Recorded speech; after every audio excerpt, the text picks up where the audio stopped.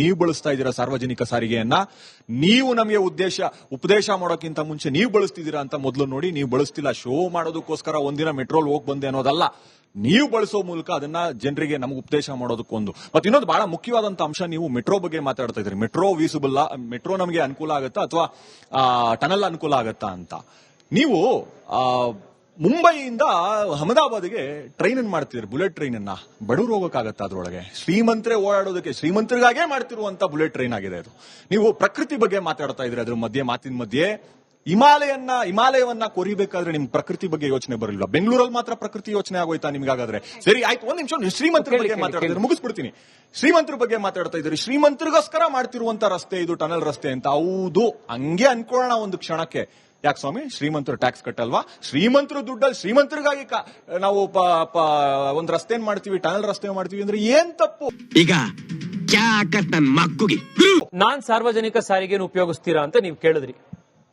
ಎಲ್ಲೆಲ್ಲಿ ಮೆಟ್ರೋಲ್ ಹೋಗಬಹುದೋ, ನನ್ನ ವೈಯಕ್ತಿಕ ಕಾರ್ಯಕ್ರಮ ಇರಲಿ, ಸರ್ಕಾರಿ ಕಾರ್ಯಕ್ರಮ ಇರಲಿ, ಮೆಟ್ರೋ ಕನೆಕ್ಟಿವಿಟಿ ಇರುವಂತ ಎಲ್ಲಾ ಕಡೆ ನಾನು ಮೆಟ್ರೋಲ್ ಹೋಗ್ತೀನಿ.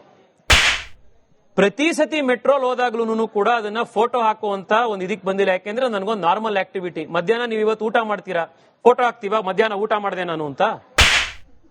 ದಿನ ಬೆಳಗ್ಗೆ ಬಟ್ಟೆ ಹಾಕೋತೀವಿ, ಹಲ್ಲುಜ್ತೀವಿ. ಇವತ್ ಬೆಳಗ್ಗೆ ನಾನು ಹಲ್ಲುಜ್ದೆ ಅಂತ ಫೋಟೋ ಹಾಕ್ತೀವಾ? ಒಂದು ಸಹಜವಾದಂತ ಆಕ್ಟಿವಿಟಿ ಅದು. ಯಾರು ಬಹಳ ದೊಡ್ಡ VIP ಗಳಿರ್ತಾರೆ, ಯಾವಾಗ್ಲೋ ಒಂದ್ ಸತಿಗೆ ಮೆಟ್ರೋಲ್ ಹೋಗ್ತಾರೆ, ಅವ್ರಿಗೆ ಹಂಗಾಗ್ಬೋದು. ಒಂದ್ ಕೆಲಸ ಮಾಡಿ, ನೀವು ಸೋಷಿಯಲ್ ಮೀಡಿಯಾದಲ್ಲಿ ಹೋಗಿ ತೇಜಸ್ವಿ ಸೂರ್ಯ #, ಅಂತ ಹಾಕ್ಬಿಟ್ಟು ಸುಮ್ನೆ ಸರ್ಚ್ ಮಾಡಿ. ಒಂದ್ 50 ಫೋಟೋ ಯಾರಾದ್ರೂ ಸಾರ್ವಜನಿಕರು ಮೆಟ್ರೋಲಿ ನಾನು ಓಡಾಡ್ದಾಗ ತಕೊಂಡು ಅವ್ರು ಸೋಷಿಯಲ್ ಮೀಡಿಯಾದಲ್ಲಿ ಹಾಕೊಂಡಿರ್ತಾರಲ್ಲ, ಆ ಫೋಟೋ ನಿಮಗೆ ಸಾಕ್ಷಿಗಳಲ್ಲಿ ಸಿಗ್ತವೆ. ಇದು ಮೊದಲನೇದು. ನಮಗೆಲ್ಲ ಗೊತ್ತಾಗೋಯ್ತು. ಎರಡನೇದು, ಶ್ರೀಮಂತರಿಗೋಸ್ಕರನೇ ನಾವು ಮಾಡ್ತಿದೀವಿ ಅಂತ ಹೇಳಿದ್ರಿ, ಅದ್ರಲ್ಲಿ ಏನ್ ತಪ್ಪು ಅಂತ ಕೇಳಿದ್ರಿ.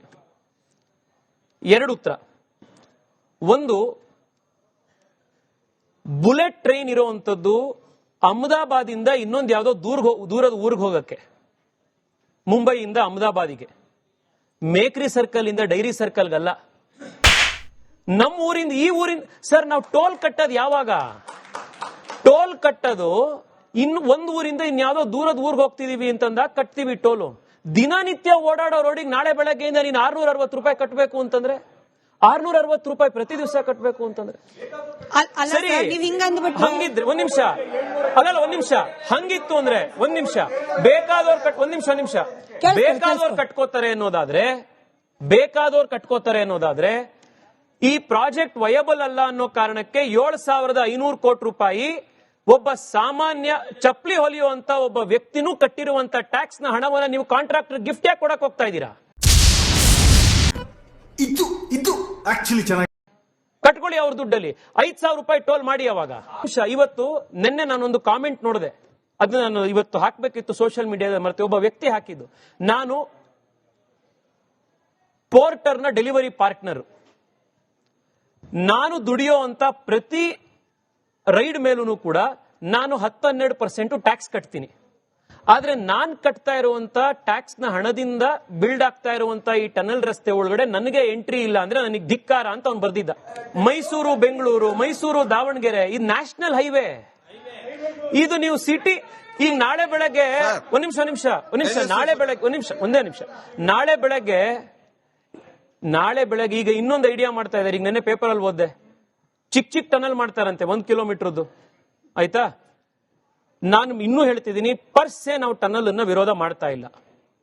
ಎಲ್ಲಿಗೆ ಬೇಕು ಅಲ್ಲಿ ಕರೆಕ್ಟ್ ಆಗಿ ಸ್ಟಡಿ ಮಾಡಿ ಉಪಯೋಗ ಆಗತ್ತಾ ಅನ್ನೋದು ನೋಡ್ ಮಾಡಿ, ಅದ್ರಲ್ಲಿ ನೀವು ಮಾಡಿಲ್ಲ. ಆದ್ರೆ ನಾಳೆ ಬೆಳಗ್ಗೆ ನೀವು 1 ಕಿಲೋಮೀಟರ್ಗೂ 500 ಕಿಲೋಮೀಟರ್ಗೂ 550 ಮೀಟರ್ಗೂ ಇನ್ನೂರ್ಗೂ ಟನಲ್ ನ ಮಾಡಿ ಪ್ರತಿ ಕಡೆಗೂ ನೀವು ಟೋಲ್ ಇಡ್ತಾ ಬಂದ್ರೆ, ಈ ಜಯನಗರದಿಂದ ಮಲ್ಲೇಶ್ವರಕ್ಕೆ ಹೋಗ್ಬೇಕು ಅಂದ್ರೆ ಅಥವಾ ಜಯನಗರದಿಂದ ಬಸವನಗುಡಿಗೆ ಬರಬೇಕು ಅಂದ್ರೆ ಪ್ರತಿ ದಿವಸ ಟೋಲ್ ಕಟ್ಕೊಂಡು ಬರಬೇಕು ಅಂತಂದ್ರೆ ಏನ್ ಸರ್ ಕತೆ? ಉಸಿರಾಡಕ್ಕೂ ಟ್ಯಾಕ್ಸ್ ಕಟ್ಬೇಕಾಗತ್ತ? ಆಮೇಲೆ ಈ ನನ್ನ ಮಕ್ಕಳು ಅನ್ನ ತಿಂತಾರ, ತಿಂತಾರಣ್ಣ ಈ ನನ್ನ ಮಕ್ಕಳು. ನಿಮಗೆ ಗೊತ್ತಿರಬಹುದು, ಕೇಂದ್ರ ಸರ್ಕಾರ ಮಿನಿಸ್ಟ್ರಿ ಆಫ್ ರೋಡ್ ಟ್ರಾನ್ಸ್ಪೋರ್ಟ್ ಒಂದು 20 ದಿವಸಗಳ ಹಿಂದೆ ಒಂದು ಟೋಲ್ ಪಾಲಿಸಿ ಬಿಡುಗಡೆ ಮಾಡಿದೆ. ಏನದು? ದೇಶದಲ್ಲಿ ಯಾವುದೇ ಕಡೆಗೆ ನೀವು ರೋಡ್ ಟ್ರಾನ್ಸ್ಪೋರ್ಟ್ ಅಲ್ಲಿ ಹೋಗ್ತೀರಾ ಅಂದ್ರೆ ಒಂದು ಆನ್ಯುವಲ್ ಪಾಸ್ ಕೊಡ್ತಾ ಇದ್ದಾರೆ. ಎಷ್ಟು ರೂಪಾಯಿಗೆ? 3,000 ರೂಪಾಯಿಗೆ ಆನ್ಯುವಲ್ ಪಾಸ್. ದಿನ ಓಡಾಡಬಹುದು. ದಿನ ಇಲ್ಲಿ ನಿಮ್ಮ ಹತ್ರ ಕಾರ್ ಪೆಟ್ರೋಲ್ ಇದೆ ಅಂದ್ರೆ ದಿನ ಇಲ್ಲಿಂದ ಬೆಳಗಾಮಿಂದ ಬೆಂಗಳೂರು ದಿನ ಮಾಡಬಹುದು, 3,000 ರೂಪಾಯಿ ವರ್ಷಕ್ಕೆ. ಆದ್ರೆ ನೀವಿಲ್ಲಿ ಹೆಬ್ಬಾಳದಿಂದ ಮೇಕ್ರಿ ಸರ್ಕಲ್ ಇಂದ ಡೈರಿ ಸರ್ಕಲ್ ಮಾಡ್ತಾ ಇರೋದಕ್ಕೆ ತಿಂಗಳಿಗೆ 20,000 ರೂಪಾಯಿ ಟೋಲ್. ಅರ್ಥ ಆಯ್ತು ಅನ್ಸುತ್ತೆ. ಹೇಳಿ ಸರ್. ನಮಸ್ತೆ.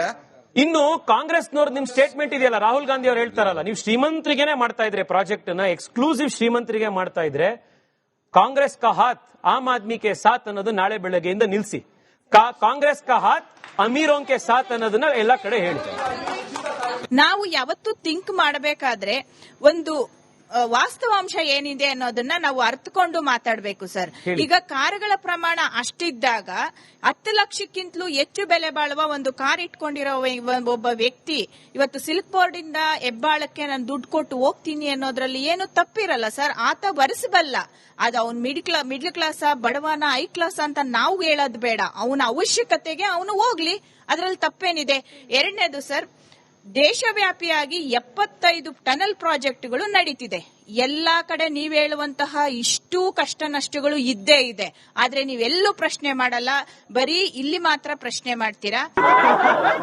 ಯಾವ ಇವೆಲ್ಲ 660 ರೂಪಾಯಿ ನೀವು ಕೊಟ್ಕೊಳ್ಳಿ, ಟನಲ್ ರೋಡ್ ಮಾಡಿ, ಬೇರೆಯವ್ರು ಯಾರಿಗೂ ತೊಂದರೆ ಆಗದಲೇ ಇರೋ ರೀತಿ ಮಾಡಿ, ಅದನ್ನ ಸ್ಟಡಿ ಮಾಡಿ. ನಿಮ್ಗೆ ಹೆಂಗ್ ಗೊತ್ತು? ನೀವು ಎನ್ವಿರಾನ್ಮೆಂಟ್ ಇಂಪ್ಯಾಕ್ಟ್ ಅಸೆಸ್ಮೆಂಟೇ ಮಾಡಿಲ್ವಲ್ಲ, ನೀವು ಡಿಕ್ಲೇರ್ ಮಾಡ್ಕೊಂಡ್ಬಿಟ್ಟಿದ್ದೀರಲ್ಲ. ಒಂದ್ ನಿಮಿಷ, ನೀವು ಡಿಕ್ಲೇರ್ ಮಾಡ್ಕೊಂಡ್ಬಿಟ್ಟಿದ್ದೀರಲ್ಲ, ನಮ್ಗೆ ಎನ್ವಿರಾನ್ಮೆಂಟ್ ಇಂಪ್ಯಾಕ್ಟ್ ಅಸೆಸ್ಮೆಂಟ್ ಆಗದೇ ಇಲ್ಲ, ನಮ್ಗೆ ಯಾವ್ದೇ ಸಮಸ್ಯೆ ಬರಲ್ಲ ಅಂತ ಡಿಕ್ಲೇರ್ ಮಾಡ್ಬಿಟ್ಟಿದ್ದೀರಲ್ಲ ನೀವು. ಆ ರಿಪೋರ್ಟ್ ಕೊಡಿ, ಮೊದಲನೇದು. ಎರಡನೇದು, ಶ್ರೀಮಂತರಿಗೋಸ್ಕರನೇ ನೀವು ಮಾಡ್ತಿದ್ದೀರಾ, ಅವ್ರು ಹೆಂಗು ಕೊಟ್ಕೋತಾರೆ ಅನ್ನೋದಾದ್ರೆ ವಯಬಿಲಿಟಿ ಗ್ಯಾಪ್ ಫಂಡಿಂಗ್ ಯಾಕೆ ಕೊಡ್ತೀರಾ? ಟನಲ್ 660 ರೂಪಾಯಿ ಟೋಲ್ ಬದಲು 5,000 ರೂಪಾಯಿ ಮಾಡಿ. ಬೇರೆ ಯಾವ ಪ್ರಾಜೆಕ್ಟ್ ಅಲ್ಲೂ ಇದೊಂದು ಕುತೂಹಲ ಇದೆ ತೇಜಸ್ವಿ ಸೂರ್ಯ ಅವರೇ, ಬೇರೆ ಯಾವ ಪ್ರಾಜೆಕ್ಟ್ ಅಲ್ಲೂ ಕೂಡ ಟೆಂಡರ್ ಪ್ರೋಸೆಸ್ ಆಗುವಾಗ ವಯಬಿಲಿಟಿ ಗ್ಯಾಪ್ ಫಂಡಿಂಗ್ ಕೊಡೋದೇ ಇಲ್ವಾ? ಇದ್ರ ಪ್ರೈಸ್ ಹೈ ಇರ್ಬೋದೇನೋ ಗೊತ್ತಿಲ್ಲ, ಬಟ್ ಮೇಡಮ್ ಯಾವ ಪ್ರಾಜೆಕ್ಟ್ ಕೊಡ್ತಾರೆ ವಯಬಿಲಿಟಿಗೆ? ಒಂದ್ ನಿಮಿಷ, ಯಾವ ತರ ಪ್ರಾಜೆಕ್ಟ್ ವಯಬಿಲಿಟಿ ಗ್ಯಾಪ್ ಫಂಡಿಂಗ್ ಕೊಡ್ತಾರೆ? ಎಲ್ಲ ಎಷ್ಟೊಂದು ಪ್ರಾಜೆಕ್ಟ್ ಅಲ್ಲಿ ಕೊಡ್ತಾರೆ. ಈಗ ಉದಾಹರಣೆಗೆ ಕೇಂದ್ರ ಸರ್ಕಾರದ ಒಂದು ಪ್ರಾಜೆಕ್ಟ್ ಇದೆ. ಪ್ರತಿ ಜಿಲ್ಲೆಯಲ್ಲಿ ಒಂದು ಮೆಡಿಕಲ್ ಕಾಲೇಜ್ ಬರಬೇಕು ಅಂತ, ಒಂದು ಆಸ್ಪತ್ರೆ ಬರಬೇಕು ಅಂತ. ಅದಕ್ಕೆ ಎಷ್ಟೋ ಜನಕ್ಕೆ ಬಂದು ಹೇಳ್ತಾರೆ, ನೋಡ್ರಪ್ಪ ನಿಮ್ಗೆ ಯಾವ್ದಾರ ಒಂದು ಮೆಡಿಕಲ್ ಕಾಲೇಜು ಆಸ್ಪತ್ರೆ ಮಾಡಕ್ಕಾಯ್ತು ಅಂದ್ರೆ ಮಾಡಿ, ಸಾರ್ವಜನಿಕರಿಗೆ ಬಡವರಿಗೆ ಅದರಿಂದ ಸಹಾಯ ಆಗುತ್ತೆ. ಅದಕ್ಕೆ 1,000 ಕೋಟಿ ಬಜೆಟ್ ಅನ್ನೋದಾದ್ರೆ ನೀವು 700 ಕೋಟಿ ಹಾಕಿದ್ರೆ ಇನ್ನು 300 ಕೋಟಿ ರೂಪಾಯಿ ನಾವು ಕೊಡ್ತೀವಿ ಅಂತ. ಇದು ವಯಬಿಲಿಟಿ ಗ್ಯಾಪ್ ಫಂಡಿಂಗ್. ಯಾವ ಉದ್ದೇಶಕ್ಕೆ? ಸಾರ್ವಜನಿಕರಿಗೆ ಎಲ್ರಿಗೂ ಉಪಯೋಗ ಅಂತ ಆಗುವಂತ ಒಂದು ಇದಕ್ಕೆ. ನಾವು ಸಬ್ಸಿಡಿ ಕೊಡಬೇಕಾಗಿರೋದು ಯಾರಿಗೆ ಮೇಡಮ್? ವಯಬಿಲಿಟಿ ಗ್ಯಾಪ್ ಫಂಡಿಂಗ್ ಅಂದ್ರೆ ಏನು? It is subsidy. ಸಬ್ಸಿಡಿ ಕೊಡಬೇಕಾಗಿರೋದು ನಾವು ಶ್ರೀಮಂತನ್ಗೋ ಬಡವನ್ಗೋ? ಇದೊಂದು ಬೇಸಿಕ್ ಕಾನ್ಸೆಪ್ಟ್ ಅಲ್ವಾ ಇದು?